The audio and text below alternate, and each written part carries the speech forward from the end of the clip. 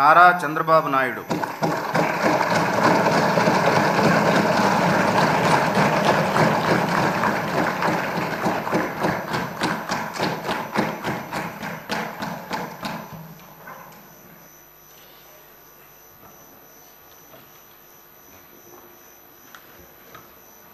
నారా చంద్రబాబు నాయుడు అనే నేను శాసనసభ సభ్యునిగా ఎన్నిక అయినందున శాసనం ద్వారా నిర్మితమైన భారత రాజ్యాంగం పట్ల నిజమైన విశ్వాసం, విధేయత చూపుతానని, భారతదేశ సార్వభౌమాధికారాన్ని, సమగ్రతను కాపాడుతానని, నేను స్వీకరించబోయే కర్తవ్యాన్ని శ్రద్ధాశక్తులతో నిర్వహిస్తానని దైవ సాక్షిగా ప్రమాణం చేస్తున్నాను.